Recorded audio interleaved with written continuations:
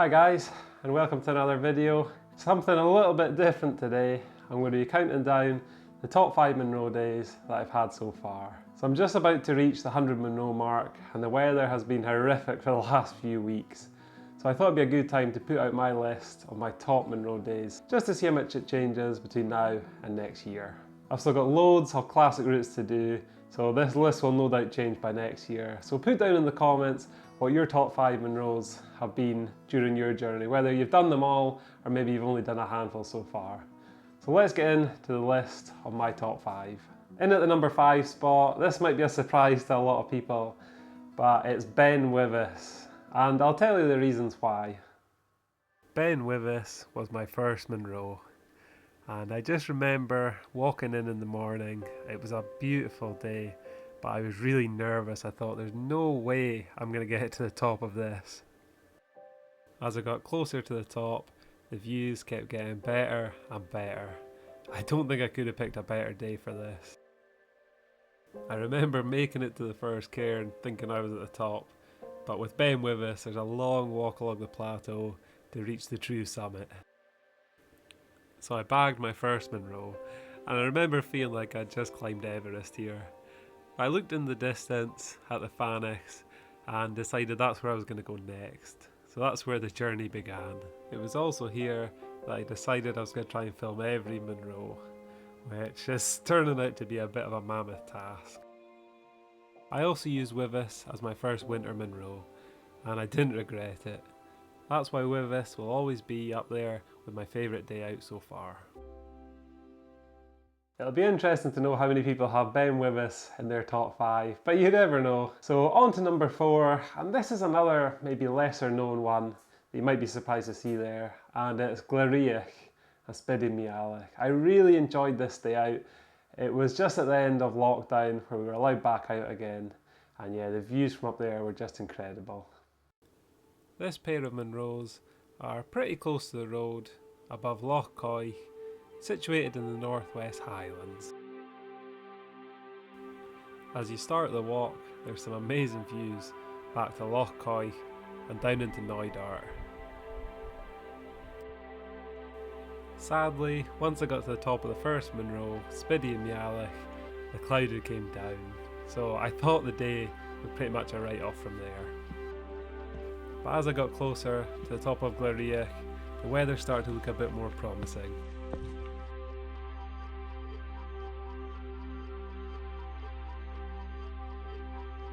When I reached the top, I was rewarded with these amazing views onto the South Glen Shiel Ridge.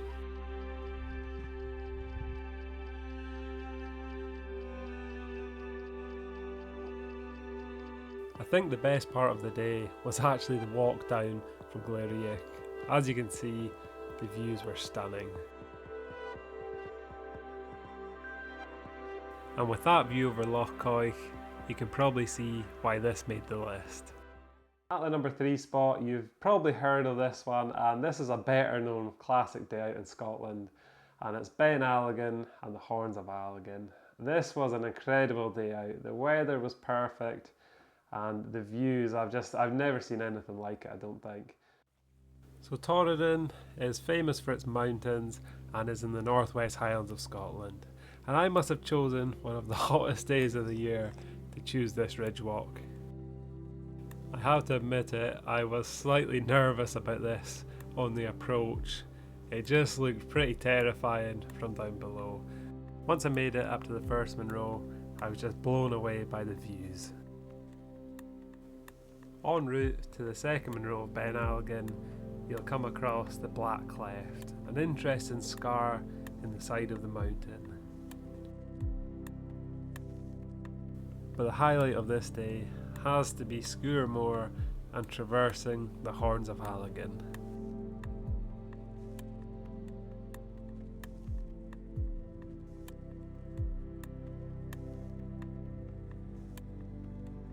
This is probably one of the only times I've had a bit of vertigo, and yeah, the route finding was quite difficult up onto the first horn, but once you're up on the ridge, it was easy going. And you can see why Ben Alligin and the Horns of Alligin make for a memorable day out.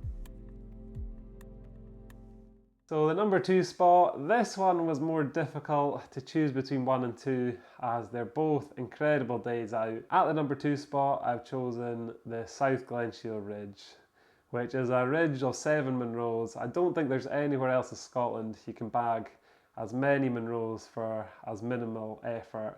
But yeah, it's up there with one of my favourite days out so far. The South Glenshiel Ridge is located in Kintail in the Northwest Highlands.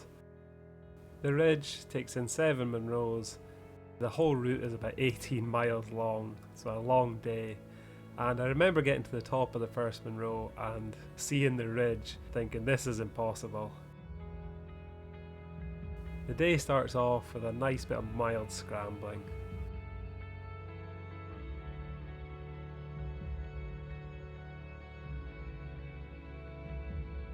Once on the ridge, you'll start racking up the Munros. I think this is number 3.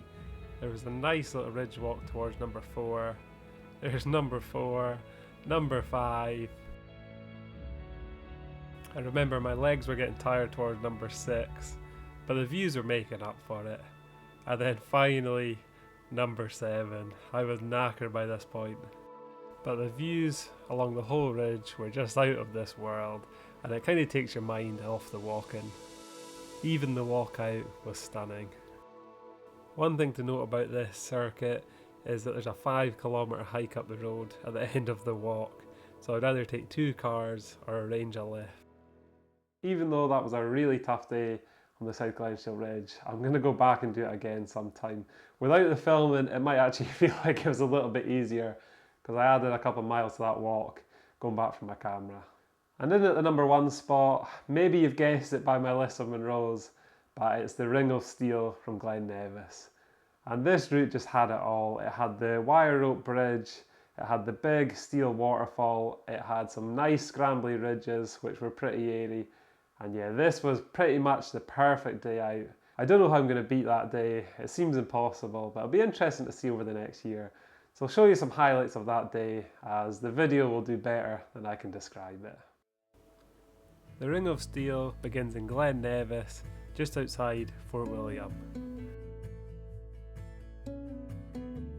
This is a beautiful area to visit, whether you're doing the Munros or not. And the first thing you'll be greeted with is the view of the Steel Falls, an incredible waterfall which featured in Harry Potter. The next thing you'll see is the wire rope bridge. Now, it seemed kind of pointless going over this, as I could have just crossed the river above it as the water was so low, but there was no fun in that, so the big kid that I am, I had to go straight over it. Now, this was slightly scarier than it looked and had a few wobbly moments halfway across, and that's why I had to cut some of the footage out. But yeah, well worth doing if you're doing this route. Once back on dry land, I visited the Steel Falls, then started making my way up the Munros. And looking back halfway up the first one was an amazing view of Ben Nevis. Views are great from here. You can see the whole Ring of Steel ahead. There's the next Munro, just over there. I think that's the 3rd one, and then that must be the 4th one over there. And this is part of the Memorial range, so there's 2 tucked in behind the Ring of Steel there, but also another 4 in behind here. I'm going to sit and admire the views here a little bit longer, then make my way to the next Munro. After the first Munro, there was this nice airy scramble, which tested my head for heights at some points, but yeah, I really enjoyed it. I wasn't so prepared for it as I knew the Devil Ridge was further on, so I was thinking the Devil Ridge was going to be a lot worse than this, but I'd actually say this was probably the most exposed scrambling of the Ring of Steel.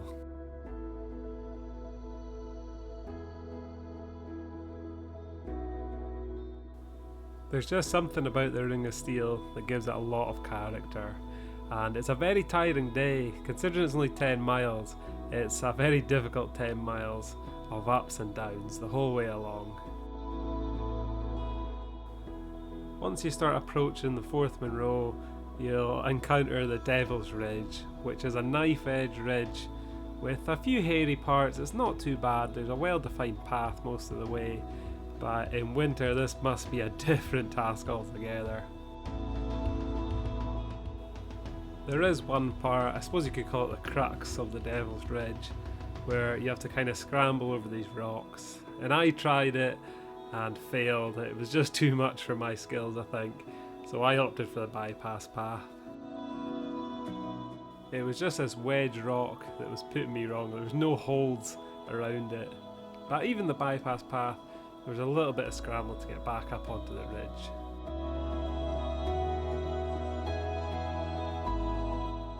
You can probably see why the Ring of Steel is my favourite hike so far.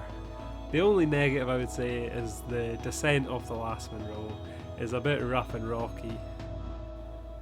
But yeah, the Ring of Steel is a classic day out that I would highly recommend.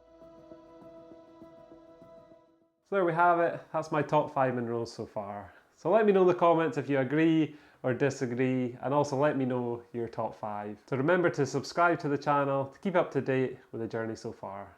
So that's it for this video, and hopefully you'll join me for some more Munros in the next one.